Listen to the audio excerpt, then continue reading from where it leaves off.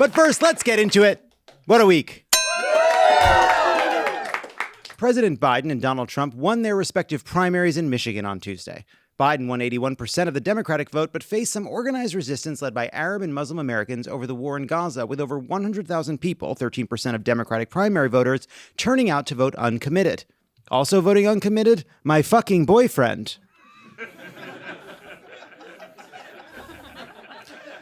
The protest campaign may head to other states, and I get it. I've been on Hinge and felt like I wanted to scream to the universe, none of the above! And it feels good for a moment, but then you pick your phone up off the ground, wipe the tear from your eye, and the dismal buffet remains.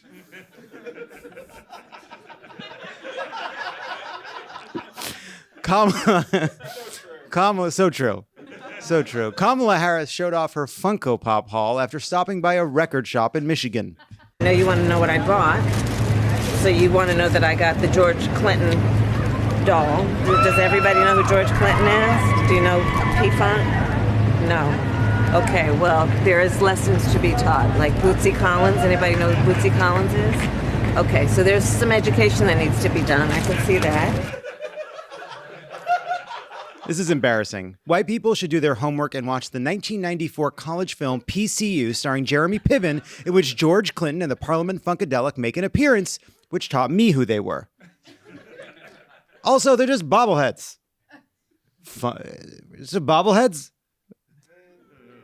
Are they not bobbleheads? Do they not bobble? Only some bobble, says Kendra. What?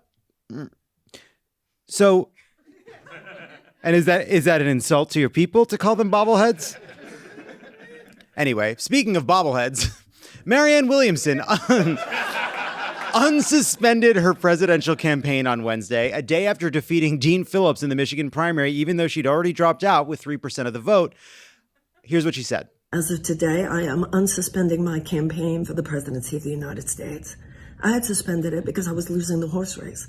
But something so much more important than the horse race is at stake here, and we must respond. And what's at stake is, when I got home, it was so very quiet. You know that feeling when quiet isn't just the absence of sound, but something thicker? As if noise isn't what intrudes on silence, but silence is what holds back the world, like it's laying on top of you between you and life itself. Anyway, I once got so mad at a campaign staffer, I punched a car door and had to go to urgent care. My brand is love. Here's what Williamson said later in that video. Some people would say, oh, Ms. Williamson, you're delusional. I'll tell you what's delusional. What's delusional is just closing our eyes and crossing our fingers and just hoping that somehow Biden and Harris will be able to beat that juggernaut of dark, dark vision. All right, Maryann, listen. Saying we're delusional doesn't mean you're not also delusional. This isn't a zero-sum game. You unsuspended your presidential campaign after winning 3%. I have several conversation starters for Lee Pace ready to go, just in case I run into him at Jenny's one of the times when I'm not crying.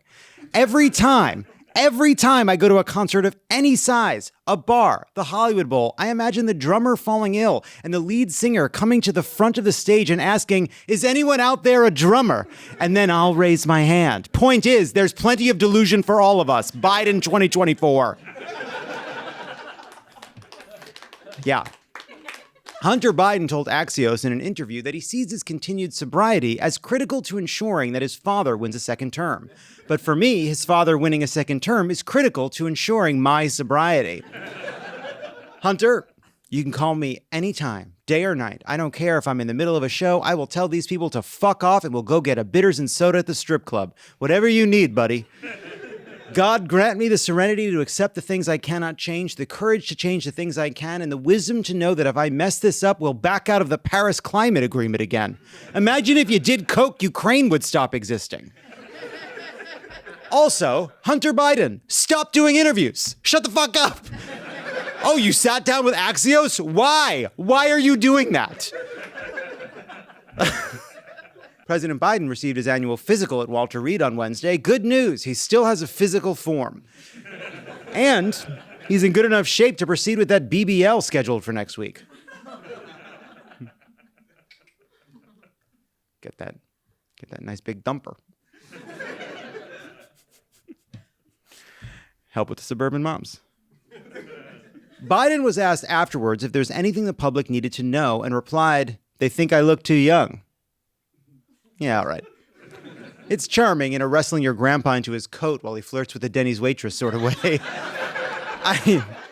I do think joking about his age is probably the best defense Biden has, because you got to be sharp to crack a joke, but it still only gets him so far. It's like, attaboy, Joe, get their ass. But okay, like for real, what did the doctor say? Speaking of being old, yes, it's been almost a week since Joe Biden ate ice cream, but the fallout continues. To refresh your memory, this happened. Can you give us a sense of when you think that ceasefire will start? Well, I hope by the beginning of the weekend. The end of the weekend. At least my national security advisor tells me that we're close. And I know. Just lower the cone. If you're going to take the Gaza question, lower the cone. That's all. And the right has really made a Sunday of it. Here's Jesse Waters. You know my rule about men eating soup in public. Mm-hmm. I don't think it's manly to go like that with a soup and you're blowing on it. It's just not a good look. I think the same thing for ice cream. You should save that for vacation. A grown man, especially the president, should not be licking ice cream in public. Fellas, is it gay to eat soup?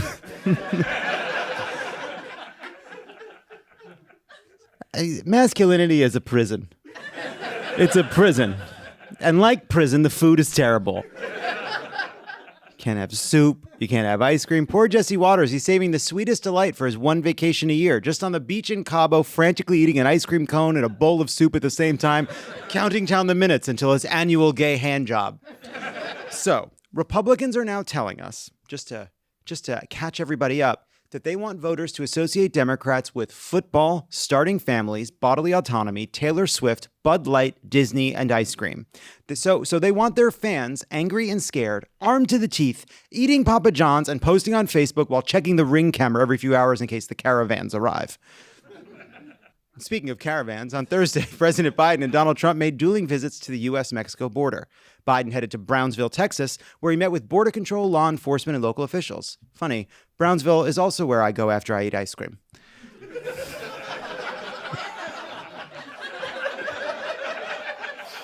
My parents are here. President Biden then urged Trump and his Republican acolytes to address the crisis. So here's what I would say to Mr. Trump. Instead of playing politics with this issue, instead of telling members of Congress to block this legislation, join me, or I'll join you, in telling the Congress to pass this bipartisan border security bill. We can do it together. So instead of playing politics with the issue, why don't we just get together and get it done? He looks good there. Huh? Yeah, let's put a point on the board. He looks good there. Come on, let's put our differences aside and agree to work together, said Joe Biden to a riled up and starving grizzly bear barreling directly towards him. Biden continued, It's time for the speakers and some of my Republican friends in Congress who are blocking this bill to show a little spine. Here, I'll show you a little of my spine, said Joe Biden as gasping reporters got a look at his C5, C6, and C7 poking through his back. Trump was more than 300 miles away in Eagle Pass, Texas, where Texas Governor Greg Abbott has deployed razor wire, making it a popular photo op destination for Republicans who want to cast themselves as tough on immigration. It's the Instagram angel wings at the mall for fascist losers. Trump offered some pure, uncut xenophobia.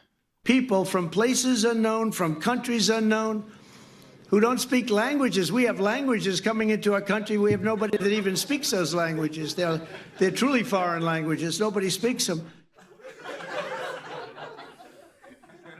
What the fuck are you talking about? He's leading Biden by 10 in Georgia. And he thinks immigrants are speaking Klingon. Also, this is America. There are people who now speak Na'vi. What language? Trump also unveiled the new nickname for California Governor Gavin Newsom. You look at what this Governor Newscum from California, isn't that his name, Newscum? Sometimes it's a single brushstroke that changes a whole painting. Sucks. Trump rambled about the election being stolen and described murders by immigrants in grisly detail. but he was cranky because it was a big week. After all, on Wednesday, Trump offered a New York appeals court a $100 million bond to pause the more than $450 million payment he owes as a penalty for fraud. I'll even throw in Eric free of charge, his lawyer said. Trump said that if the appeals court denied his request, he might have to start selling some of his buildings. Oh no, not his buildings, said a judge who carries her lunch to work in an NPR tote.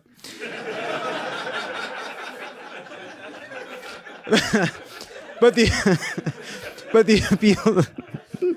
the appeals court did deny the request, effectively requiring Trump to post a bond for the full amount, which I believe means Trump has officially lost monopoly. You guys want to go Dutch on Trump Park Avenue? I'll put my card down and you can Venmo me. In fact, New York State Judge Anil Singh ruled that Trump must post a bond covering the full amount in order to stop enforcement of the judgment. Singh did grant some of Trump's requests, including pausing a 3-year ban on his seeking loans from New York banks, which could help him secure the necessary bond. Singh is a long-serving and well-respected judge who was born in India and immigrated to the U.S. as a teenager. And I fucking love that. Judge Arthur Engoron has former hippie written all over him, and he rules that Trump owes hundreds of millions of dollars for his malfeasance. Roberta Kaplan, a lesbian who represented Edie Windsor and helped overturn the Defense of Marriage Act, takes the E. Jean Carroll case and destroys Trump in court. 2 black women, Fonnie Willis and Tish James, are coming for his freedom, and now some fucking immigrant is making Trump pay in full.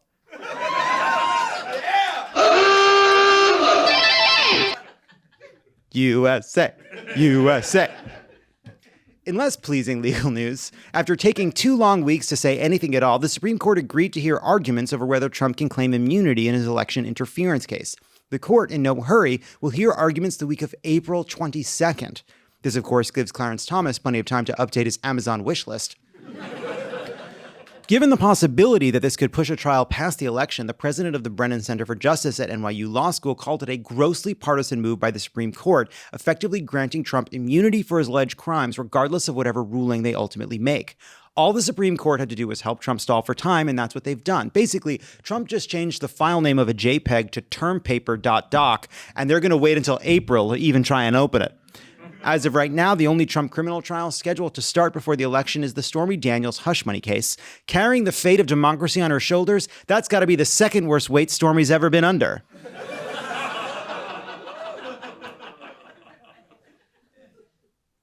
Ick. And this week, the court also debated the federal ban on bump stocks, a tool that turns a semi-automatic rifle into what amounts to a machine gun, able to fire hundreds of bullets per minute. The justices appeared to be split on the issue. The victims of semi-automatic rifles with bump stocks also appear to be split. A ban on bump stocks, the absolute lowest hanging form of gun safety measure, was actually put forward by the Trump administration after a gunman used them in the 2017 mass shooting at an outdoor music festival in Las Vegas, the deadliest shooting in American history.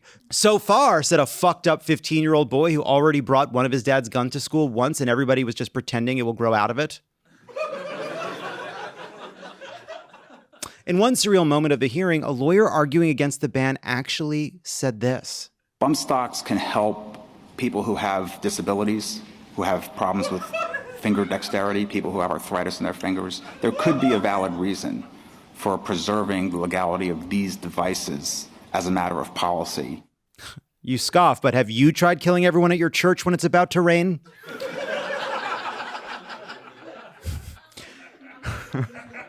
Justice Sonia Sotomayor had one follow-up.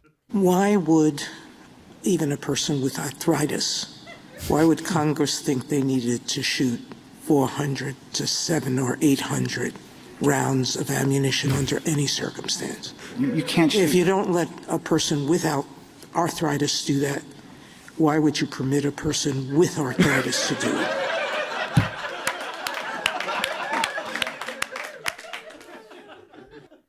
Thank God for these last remaining liberal justices on this court. Alito's questions are like, is a woman a person?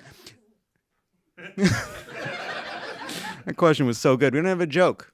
It's just an A+ question. Anyway, speaking of arthritic maniacs, Senate Minority Leader Mitch McConnell announced Wednesday that he will step down from his leadership position in November. Yeah.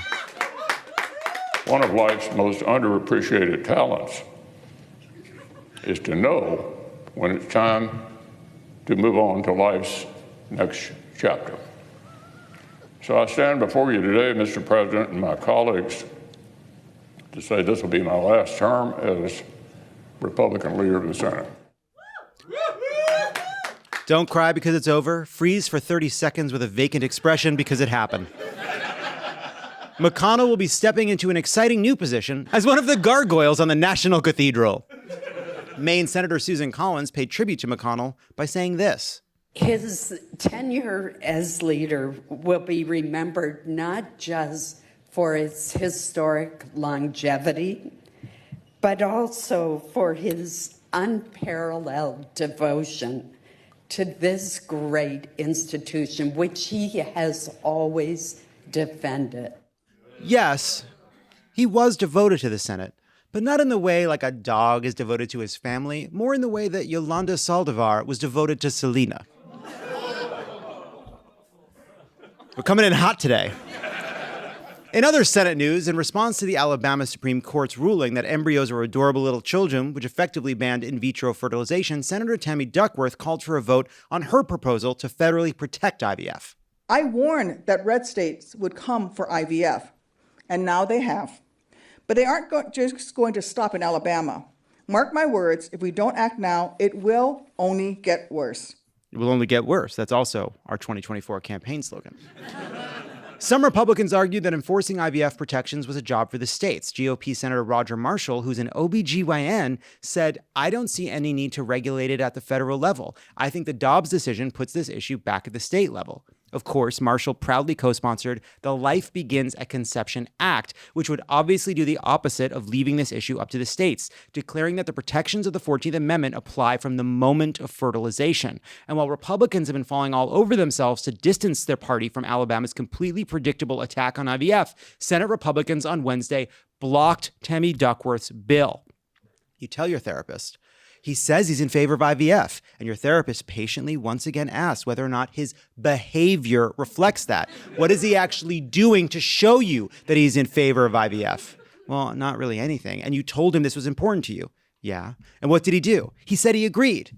And then what? He spent years campaigning for laws and judges that would ban it. How many times are we going to do this, Sarah? Okay, we're done with the political news. We did it. It's just Wendy Williams and Willy Wonka from here. The FAA said Wednesday that it had given Boeing 90 days to provide the agency with a comprehensive action plan to address its systemic quality control issues.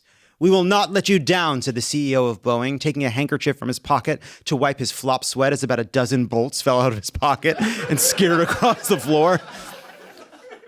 An Australian photographer has accused Taylor Swift's father of punching him at the waterfront in Sydney after Scott Swift stepped off a yacht with his daughter. The photographer claimed the punch wasn't provoked. Swift's team painted a different picture, saying the paparazzi was being aggressive and grabbing at security personnel. Travis Kelce could have stopped all of this, but he wasn't on the trip because he kept getting stuck in his basement trying to find a shortcut to Australia.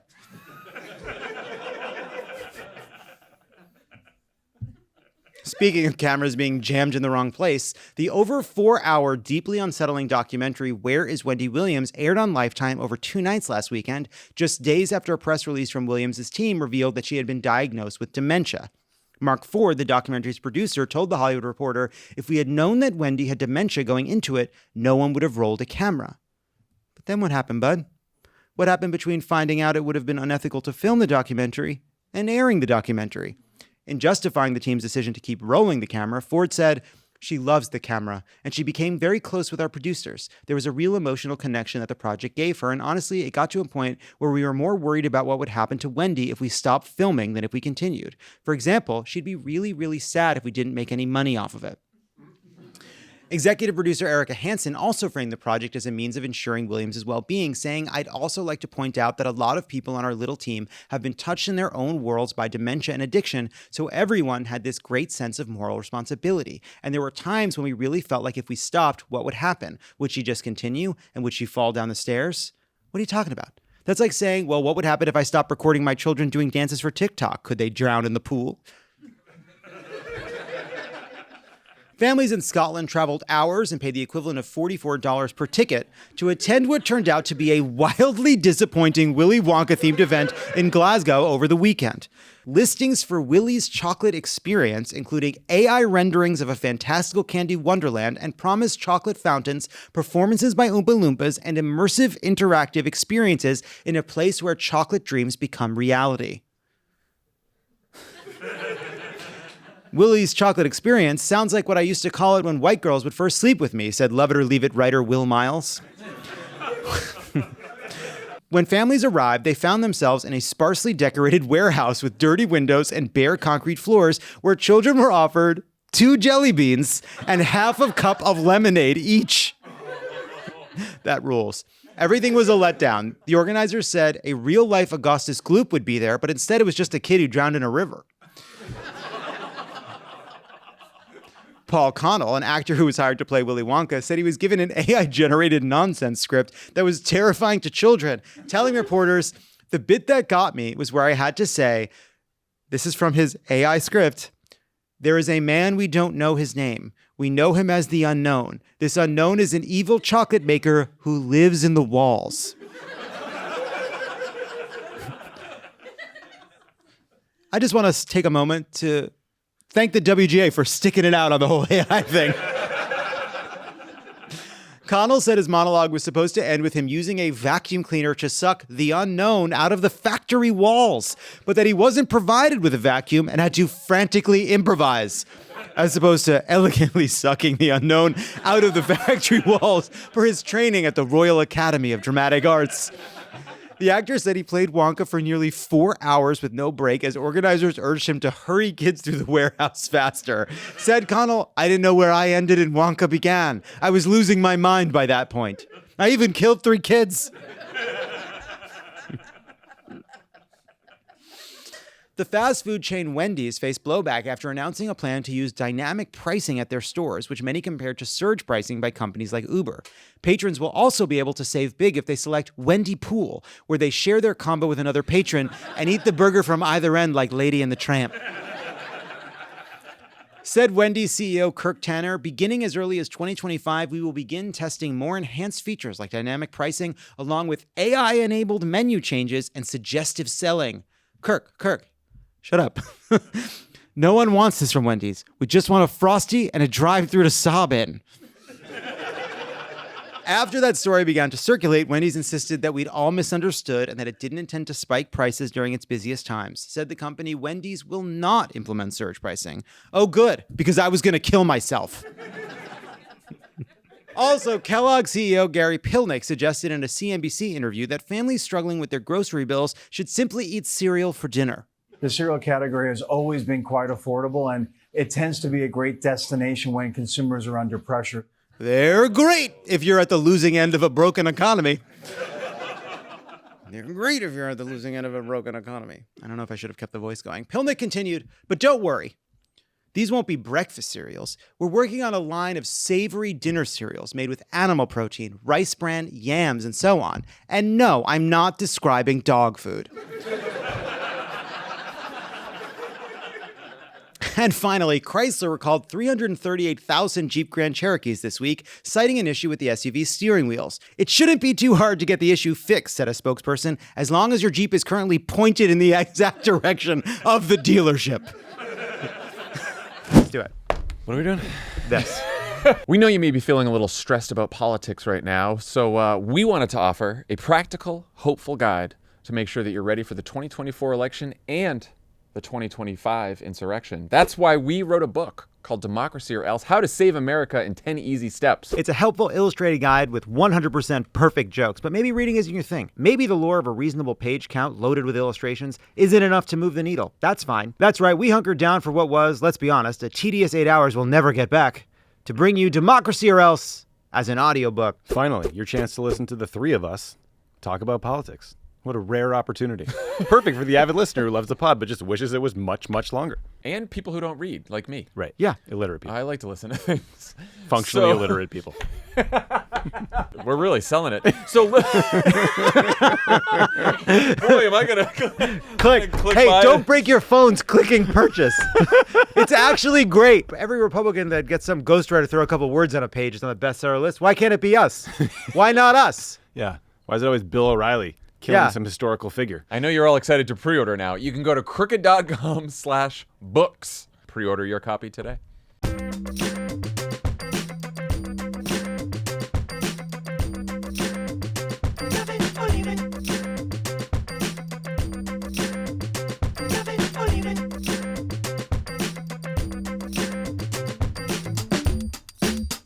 It's love it or leave it.